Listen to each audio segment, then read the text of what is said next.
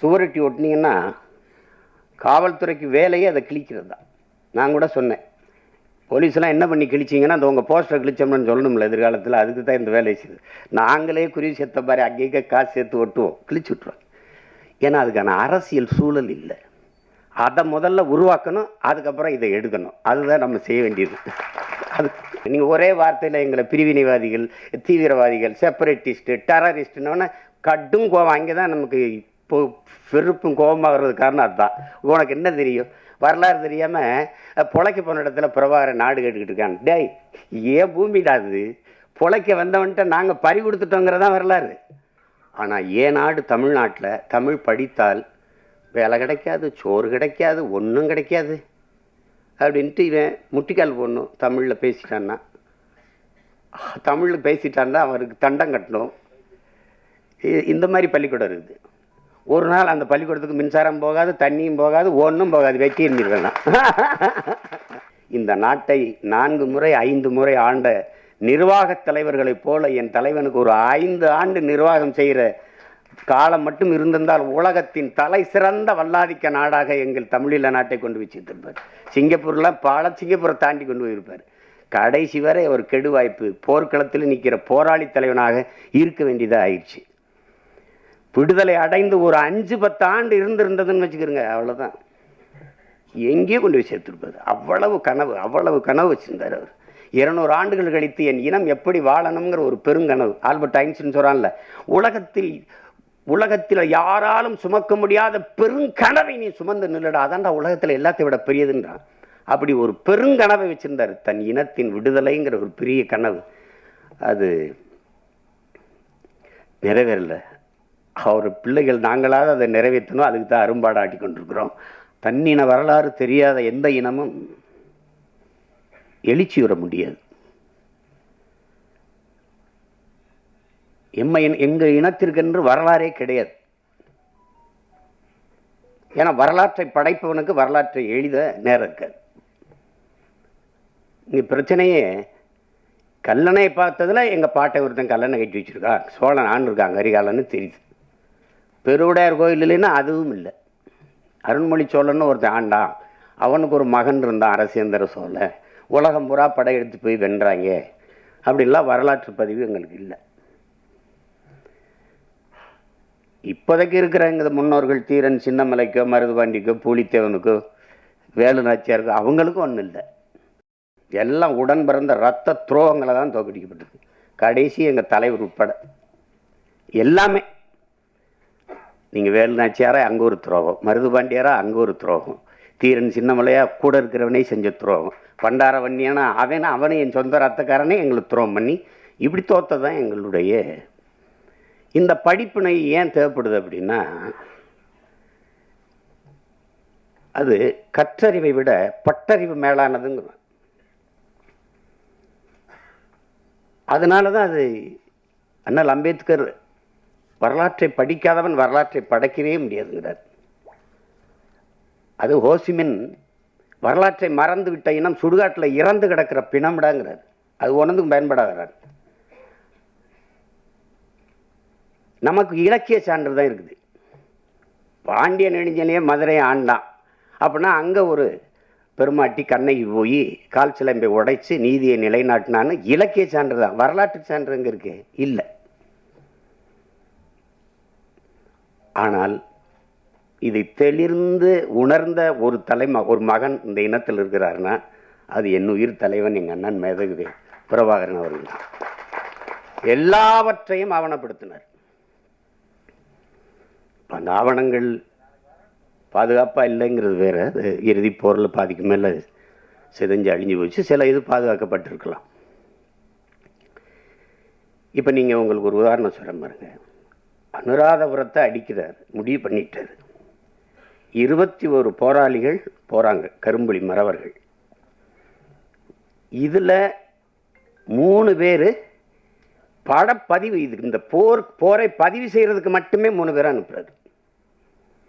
உன் உடன் பயிற்சி எடுத்தவன், உடன் பிறந்தவன், இது ஒரே நோக்கத்துக்காக நிற்கிற ஒரு தாய் பிள்ளைகள் அவன் ஓடி செத்துட்டா கூட அவனை போய் தூக்குறதுங்கிறதுலாம் வேலை இல்லை. அவன் சண்டை போடுறது நீ ஆவணப்படுத்தணும். அதுதான் அது ஏன்னா கடந்த கால வரலாறு நமக்கு இல்லாதனால நிகழ்காலம் தெரியல. நிகழ்காலம் இல்லாதவனுக்கு எதிர்காலமே இல்லை.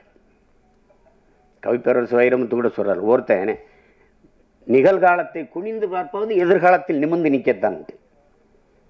அப்ப அந்த பதிவு இருக்கணும்னு அவர் நினைச்சாரு. அது ஒவ்வொன்றையும் ஆவணப்படுத்தினார்.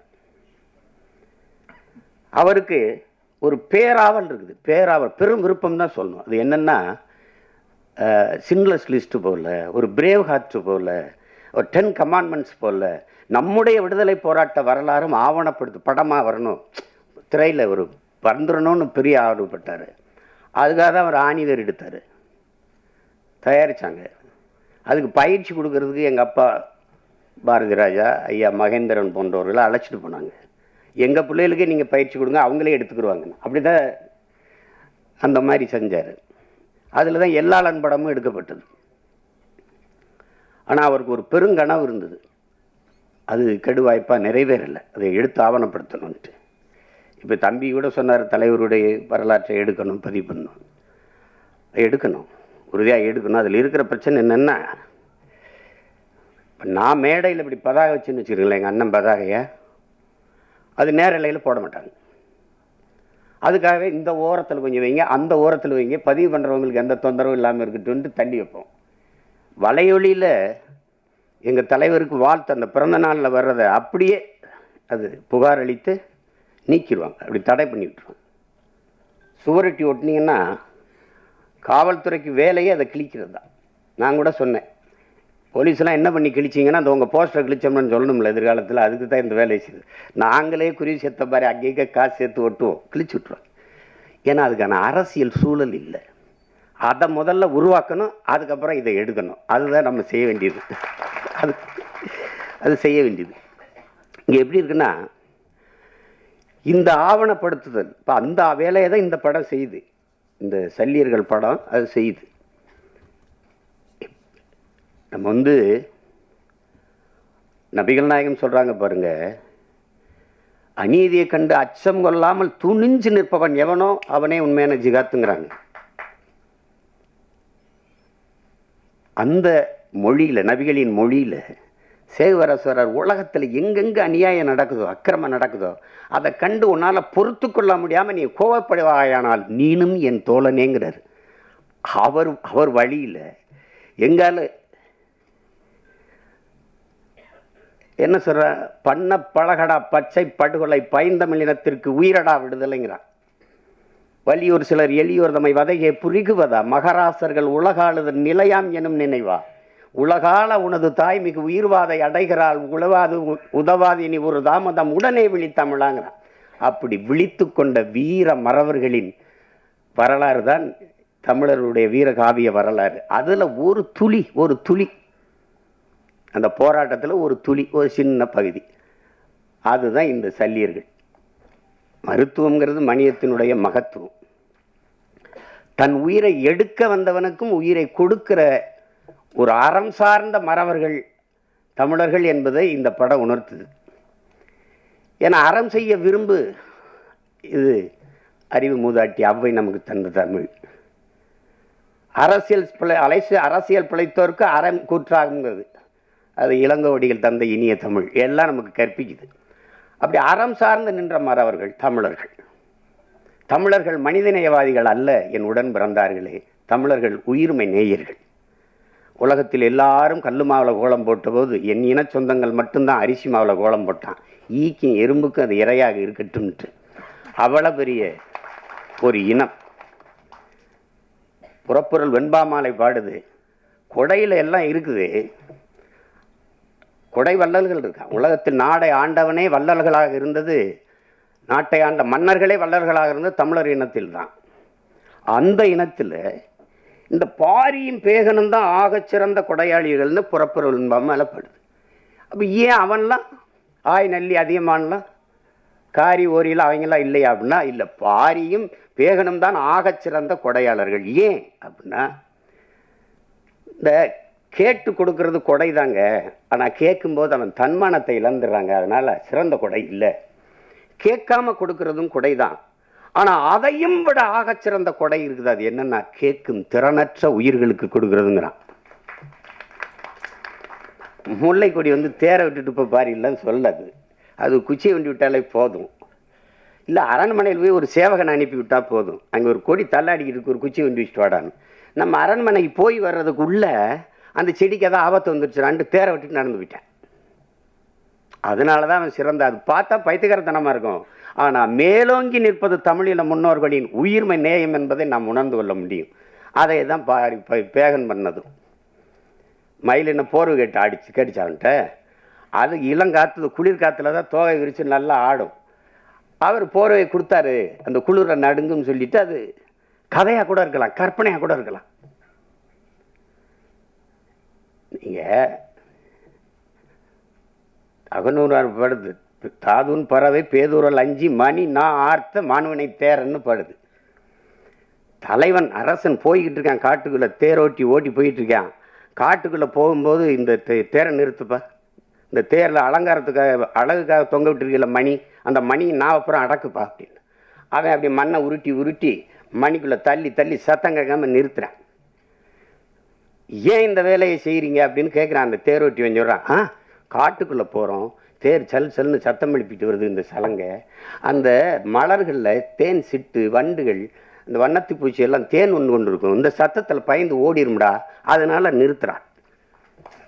அப்போ இதுலேருந்து என்னென்னா, தமிழர்கள் உயிர்மை நேயர்கள். ஏன்னா பகுத்துண்டு பல் உறவுகள் ஓம்புகன்னு பாட வேண்டியதானே, ஏன் பகுத்துண்டு பல் உயிர்கள் ஓம்புகன்னு வள்ளுவம் பாடுது, திருக்குறளில் மறைமொழியில் பாடி வைக்கிறாரு. பிறப்பு ஒக்கும் எல்லா மனிதருக்கும் எழுத வேண்டியதானே, பிறப்பு ஒக்கும் எல்லா உயிருக்கும் எழுத வேண்டியது. அந்த அறம் சார்ந்து வாழ்ந்த இனத்தின் மக்கள் அது ரொம்ப அண்டை அயலானுக்கும் அன்பு காட்டுங்கிறார் நபிகள். தன்னை போல் பிறரையும் நேசிங்கிறார் இயேசுபிரான். இன்னார் செய்தார் ஒருத்தர் அவர்னான நன்மையும் செய்து விடுங்கிறாரு நம்ம பாட்டினார் வள்ளுவ பெருமகனார். அந்த அறம் சார்ந்த கூட்டம் தம்பி சொன்னதெல்லாம் அது ஒரு துளி கதை. கௌதம் நீங்கள் குறிப்பிட்டது ஒரு கதை. அது மாதிரி பல நிகழ்வுகள் நான் உங்களுக்கு சொல்ல முடியும். எங்களில் பலாயிரக்கணக்கான பெண்களை வன்புணர்வு செய்து கொலை செய்தார்கள் சிங்களர்கள். ஏதாவது ஒரு செய்தி நீங்கள் கேள்விப்பட்டது உண்டா? ஒரு சிங்கள பெண்ணின் தாவணி தொட்டான், நிழலை தொட்டான் விடுதலை புரியும் மறவன் என்று நீங்கள் ஏதாவது செய்தி படித்ததுண்டா? இருக்காது, இருக்கவே இருக்காது. செஞ்சோலையில் வந்து அவள் விண்ணூர்தியிலேருந்து குண்டை வீசி 61 குழந்தைகளை கொண்டு விட்டான். நம்மகிட்டே விண்ணூர்தி இருக்கு, பறந்து போய் அவன் பள்ளிக்கூடத்தில் போட்டிருக்கலாம், செய்ய மாட்டார், செய்யலை. கட்டுநாயக்கா விமானப்படத்தளத்தை வந்து தகர்க்கிறார். ஏன் பொது விமானத்தளத்தில் குண்டு போட அவருக்கு எவ்வளோ நேரம் ஆயிருக்கும்? போடல, செய்ய மாட்டார். ஏன்னா அறம் சார்ந்து வாழ்ந்து நின்ற மறவன் பிரபாகரன் என்ற வீரன். அவர் தெளிவாக இருந்தால், என்னுடைய எதிரிகள் சிங்கள மக்கள் அல்ல, என் இனத்தை கொன்று குவிக்கிற சிங்கள இராணுவம் தான், அது தெளிவாக இருந்தார். இந்த படம் வந்து பிரம்மாண்டமாக எடுக்கப்பட்டிருக்கலாம்னா எடுக்கப்பட்டிருக்கலாம், ஆனால் இந்த உணர்வை சிதைக்காமல் கடத்திட்டாங்க. அதில் பிரம்மாண்டம் தேவைப்படல, ஒன்றும் தேவைப்படல. இப்படி ஒரு படத்தை தயாரிக்கணும்னு நினைச்ச முதல்ல பணம் போட்ட ராவணன், அவர் இன்னொருத்தரை சொல்கிறார், அவர் நேசமணி ராஜேந்திரன், தம்பி கரிகாலன், அப்புறம் என் தம்பி கருணாசு. அதை ஒரு முன்னோட்டத்தை காட்டினேன். அப்போவே சொன்னேன் நல்லா வந்திருக்கேன் அப்படின்னு. கிட்டு வந்து என்னுடைய தம்பி, எங்களோட எங்கள் இயக்கத்தில் இருந்தவன் இருக்கிறவன், நல்ல பிள்ளை, படைப்பாளி. அவனுக்கு ஒரு ஆற்றல் இருக்குது, அது எழுத்தாற்றல் படைப்பாற்றல் எல்லாம் இருக்குது. படத்தில் உரையாடல்கள் அவ்வளோ நேர்த்தியாக இருக்கும். காட்சி அமைப்புகளில் எதுவும் பொய் சொல்லிட முடியாது. ஏன்னா வரலாற்று வந்து இலக்கியம் பொய் பேசும், புராணங்கள் வந்து பொய் பேசும். உருகி சுகம்பரா மார்வை திரிகி எரிந்தால் தீ இட்டால்னு சிலப்பதிகாரம் பாடுது.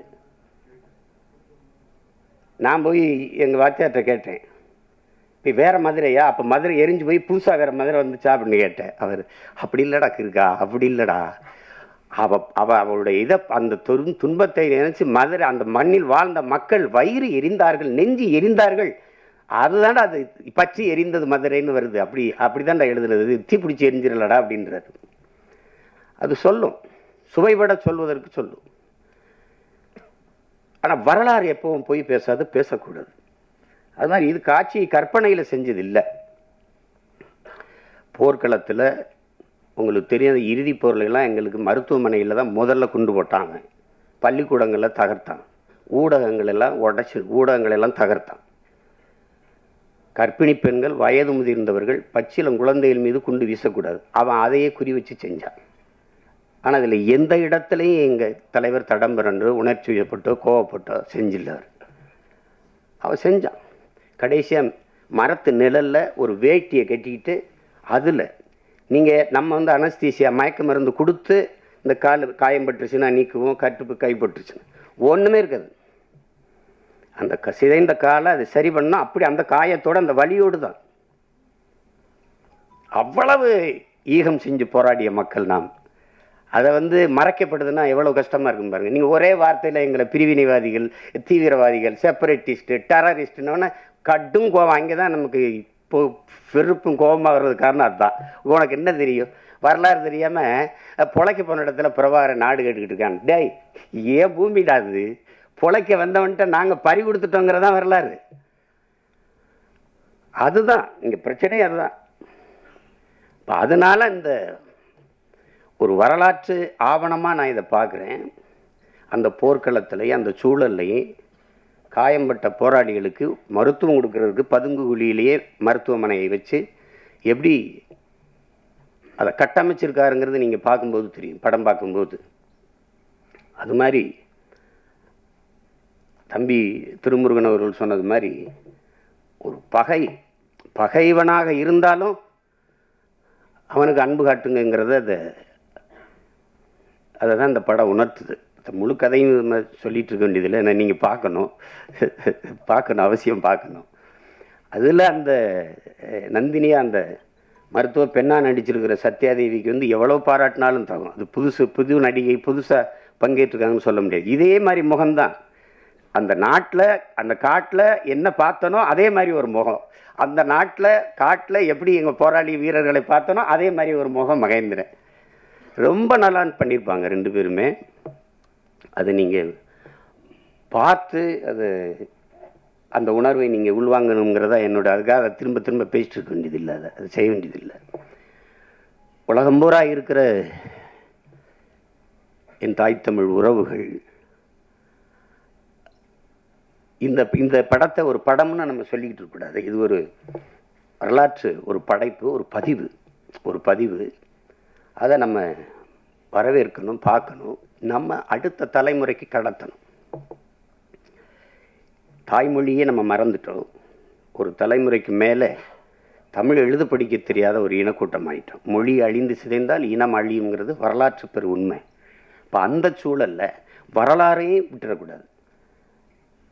இப்போ நீங்கள் நார்வேயில் கூட என் தம்பி வசீகரம் வந்திருக்காங்க கேளுங்க, தமிழ் படிப்பிக்க பள்ளிக்கூடம் 17 பள்ளிக்கூடம். டென்மார்க்கில் 32 பள்ளிக்கூடம். யார் கொடுத்துருக்காங்கிறீங்க? அந்த அரசு. உங்கள் தாய்மொழியை நீங்கள் மறந்து விடக்கூடாது அப்படின்னு நம்மளே தமிழாசிரியர் போட்டு படிப்பிக்குது. ஐரோப்பிய நாடுகள் எல்லா நாட்டிலையும் இருக்குது. ஆனால் ஏன் நாடு தமிழ்நாட்டில் தமிழ் படித்தால் வேலை கிடைக்காது, சோறு கிடைக்காது, ஒன்றும் கிடைக்காது அப்படின்ட்டு இவன் முட்டிக்கால் போடணும். தமிழில் பேசிட்டான்னா அவருக்கு தண்டம் கட்டணும். இந்த மாதிரி பள்ளிக்கூடம் இருக்குது. ஒரு நாள் அந்த பள்ளிக்கூடத்துக்கு மின்சாரம் போகாது, தண்ணியும் போகாது, ஒன்றும் போகாது, வெட்டி இருந்துருவேன். என் தாய்மொழியை படிக்கிறது தான்டா பள்ளிக்கூடம் இருக்குது. இது ஒரு கூட்டம். அதை மறந்துட்ட மாதிரி தன் இன வரலாறை நம்ம கற்பிக்கலை பிள்ளைகளுக்குன்னா நான் யாருன்னே தெரியாமல் போயிடும். நான் யார் எனக்கு தெரியவே தெரியாது. அப்போ தன்னை மறந்த ஒரு நோயாளி மாதிரி ஆயிடுவேன். அதுதான் நீங்கள் வரலாறு தான் எல்லா உலகில் எல்லா தேசியனங்களுக்கும் வழிகாட்டியிருக்கு. வரலாறு தான்.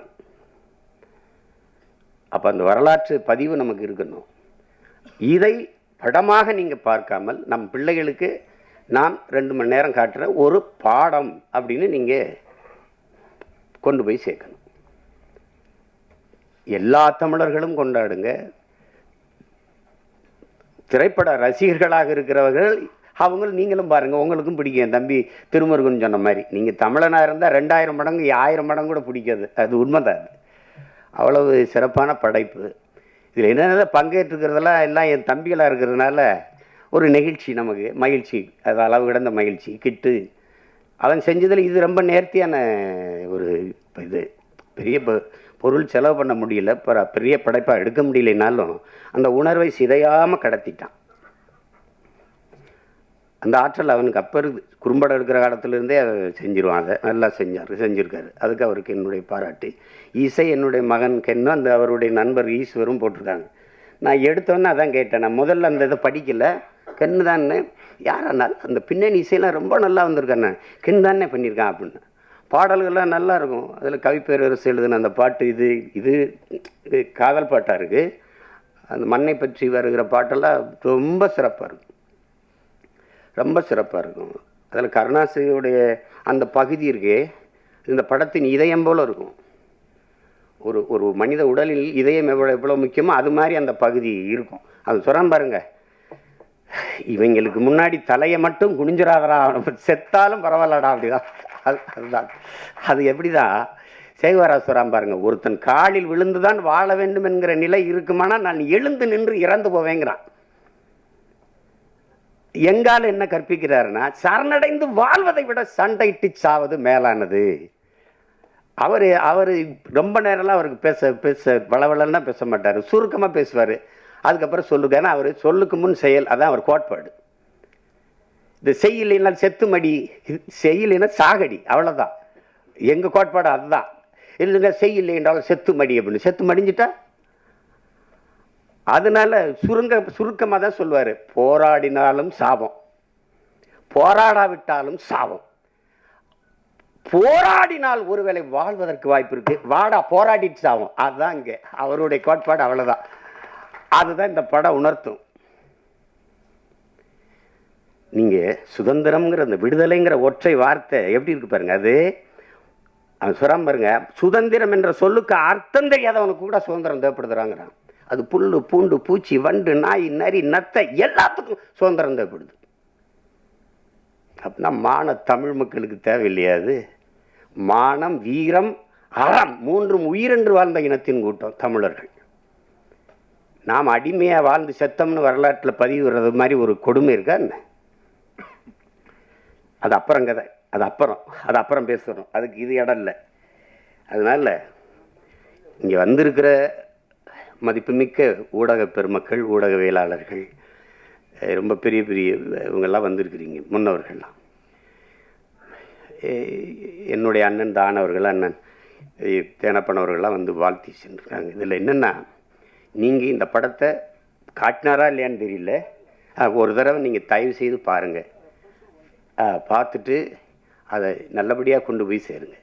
இது எல்லாரும் பார்க்கணும். இப்போ நாங்கள்லாம் வந்து சில படங்களை அயோத்தி பார்த்துட்டு, கடைசி விவசாயி பார்த்துட்டு, அதெல்லாம் வந்து எவ்வளோ வேலை இருந்தாலும் அதை போய் பார்த்தது ஒரு கடமையாக, அதை எப்படியாவது எல்லாரும் பாருங்கள், ஆதரவு கொடுங்க அப்படின்னு சொல்கிறது காரணம் வந்து, இது சிலர் அதை ஒரு பொருட்படுத்தாமல் கடந்து போயிடக்கூடாது. இது இப்போ சித்தான்லாம் ஒரு படம் பார்த்தேன், பார்க்க கூப்பிட்டாங்க, நேரெல்லாம் போயிட்டுது. அன்றைக்கி தான் இது இலக்கியச்சில் பார்த்தேன், நல்லா பண்ணியிருக்கிறாங்க. அருமையான படங்கள்லாம், சின்ன சின்ன படங்கள் நல்லா வருது, பெரிய பொருள் செலவுலாம் இல்லை. இப்போ கூட ஒரு படத்தை சொன்னாங்க, நம்ம மழை வெள்ளத்தில் சரியாக ஓடலை, நான் பார்க்கிங்க ஒரு படம், அது நல்லா இருக்குன்னாங்க. அப்போ அந்த படத்தை பார்க்கணுன்னு நீங்கள் நாங்கள் வீட்டை விட்டு வெளியில் வர முடியல, 4 நாள் தண்ணிக்குள்ளே நடக்கிறோம், அப்புறம் படம் பார்க்குறது. எங்கள் படமே பெரிய படமாகி போயிடுச்சு, அதனால் அது கடினமாயிருச்சு. இல்லை அந்த மாதிரி போயிடக்கூடாது, கடந்து போயிடக்கூடாது. சல்லியர்கள்னு ஏதோ ஒரு பேர், இது என்ன இப்படி இருக்குது, இப்படி இந்த இதெல்லாம் யாருப்பா இந்த நடிகர்கள்லாம் நினச்சி நீங்கள் இதை தவிர்த்து விட்டு போயிடக்கூடாது மக்கள். அதனால் அவங்க கவனத்தை இழுத்து இதுக்கு ஆதரவு கொடுங்கன்னு சொல்ல வைக்கணும். அதுதான் இதில் முக்கியம். அது உலகம் முழுமைக்கு இருக்கிற என் தமிழ் சொந்தங்கள் வந்து இப்போ இதை உறுதியாக ஆதரித்து பெரிய அளவிற்கு கொண்டு போய் சேர்ப்பார்கள் என்று நான் நம்புகிறேன். அதுக்காக நம்பி வசீகரன் சொன்ன மாதிரி, இங்கே இருக்கிறவங்களாம் சொன்ன மாதிரி நானும் அதுக்கு முழு ஒத்துழைப்பையும் கொடுத்து உதவுவேன் தான் அந்த இது வந்து போய் சேர்க்கணும். எங்கள் பிள்ளைகளுக்கு தெரியணும், குறிப்பாக என் மகனுக்கு தெரியணும்ல, என் மகனுக்கு தெரியணும்ல. பெரிய பண்ணா யார், நான் மட்டும் மாவீரன் பிரபாகரன் பேரை வச்சுட்டா மட்டும் போதாதுல, அவனுக்கு தெரியணும்ல. அது என் தங்கச்சி வந்து ஆஸ்திரேலியாவிலேருந்து வந்துச்சு. அது வெள்ளைக்கார பொண்ணு, எங்கள் தம்பியை கல்யாணம் பண்ணிடுச்சு, ஈழத்து தம்பியை. அது வந்து பேசுகிறது, அண்ணா பையனுக்கு என்னென்ன பேருன்னா மாவீரன் பிரபாகரன். அண்ணா இமிக்ரேஷன் அது என்னவே விட மாட்டேங்கிறான், அவனைக்கிட்ட விட போகிறான். இமிக்ரேஷனில் சிக்கணும், அவ்வளோதான். ஒன்றும் பண்ண முடியாது. அது அந்த மாதிரி அது தெரியணும். அப்போ தான் என் பிள்ளைகளுக்கு யார் அவங்க பெரியப்பார் யாருன்னு தெரியணும், தலைவர்னா யாருன்னு தெரியணும். ஒரு இனம் யார் தலைவனே தெரியாமல் தட்டுக்கிட்டு நிற்கிது, அதை ஒரு கொடுமை. நான் பெருமைக்கு சொல்லலை என் உடன் பிறந்தார்களே, மதிப்புமிக்க பெருமக்களே. இந்த நாட்டை 4 முறை 5 முறை ஆண்ட நிர்வாகத் தலைவர்களைப் போல என் தலைவனுக்கு ஒரு 5 ஆண்டு நிர்வாகம் செய்கிற காலம் மட்டும் இருந்திருந்தால் உலகத்தின் தலை சிறந்த வல்லாதிக்க நாடாக எங்கள் தமிழீழ நாட்டை கொண்டு வச்சுருப்பார். சிங்கப்பூர்லாம் சிங்கப்பூரை தாண்டி கொண்டு போயிருப்பார். கடைசி வரை ஒரு கெடு வாய்ப்பு, போர்க்களத்தில் நிற்கிற போராளி தலைவனாக இருக்க வேண்டியதாக ஆயிடுச்சு. விடுதலை அடைந்து ஒரு 5-10 ஆண்டு இருந்திருந்ததுன்னு வச்சுக்கிறோங்க, அவ்வளோதான், எங்கேயோ கொண்டு போய் சேர்த்துருப்பார். அவ்வளவு கனவு வச்சுருந்தார் அவர். 200 ஆண்டுகள் கழித்து என் இனம் எப்படி வாழணுங்கிற ஒரு பெருங்கனவு. ஆல்பர்ட் ஐன்ஸ்டீன் சொல்கிறான்ல, உலகத்தில் யாராலும் சுமக்க முடியாத பெருங்கனவை நீ சுமந்து நில்லடா, அதான்டா உலகத்தில் எல்லாத்தையும் விட பெரியதுன்றான். அப்படி ஒரு பெருங்கனவை வச்சிருந்தார், தன் இனத்தின் விடுதலைங்கிற ஒரு பெரிய கனவு. அது நிறைவேறல. அவர் பிள்ளைகள் நாங்களாவது அதை நிறைவேற்றணும், அதுக்கு தான் அரும்பாடாட்டி கொண்டிருக்கிறோம். அதில் அவரவர் பங்குக்கு. என் தம்பி கருணாஸ் சொல்கிறான்ல, கென்னுக்கு நான் இதை தான் விட்டு போகிறேன், இந்த படத்தை தயாரித்து வைக்கிறது. அது மாதிரி நான் அவனுக்கு பெரியப்பாடே அந்த இதில் வந்து நான் அவனை பாராட்டலடா, அதான்டா நான் உனக்கு தர சொத்து அப்படின்னு சொல்ல வேண்டியதுதான். அதில் என் தம்பி கிட்டு எவ்வளோ பாராட்டினாலும் தகும். அது நேர்த்தியாக செஞ்சுருக்கான். சிலது எப்படி செய்கிறன்னு தெரியாது, அதை தொடக்கூடாது, ரொம்ப உணர்வுபூர்வமானது. அதை போய் தொட்டால் அது தேவையில்லாத அது வரும். நீங்கள் 1000 நாய் இருந்தாலும் ஒரு கல் எடுத்துருந்தீங்கன்னா ஓடும். நான் உருவத்தில் சின்னதாக இருக்கிற தேன்கூட்டில் ஒரு கல் எடுத்துருந்தீங்க, நீங்கள் தான் ஓடுவீங்க. அது நீங்கள் 1000 பேராக இருந்தாலும் ஓடுவீங்க. அது மாதிரி இது ரொம்ப உணர்வுபூர்வமானது. அதை தொடும்போது கவனமாக தோணும், இல்லைன்னா சிக்கலாயிரும், அது தேவையில்லாத வந்துடும். அதனால தான் அதை தொடாதீங்க, தொட்டால் கவனமாக செய்யுங்க, எல்லாம் தெரிஞ்சுக்கிட்டு செய்யுங்க அப்படின்னு நம்ம சொல்கிறது காரணம். அதனால் கவனமாக அந்த விடுதலை போராட்ட வீரர்களை பெருமைப்படுத்துகிற மாதிரி, எங்களுடைய மருத்துவ பிள்ளைகளை பெருமைப்படுத்துகிற மாதிரி இந்த பதிவை என்னுடைய தம்பிகள் கருணாசன் கிட்டுவும் செஞ்சிட்டாங்கங்கிறதுல எனக்கு பெருமை.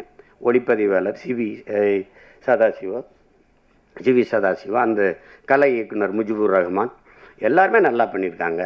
அப்புறம் அந்த சண்டையெல்லாம் வடிவமைச்சது யாரான்னு கேட்டேன்.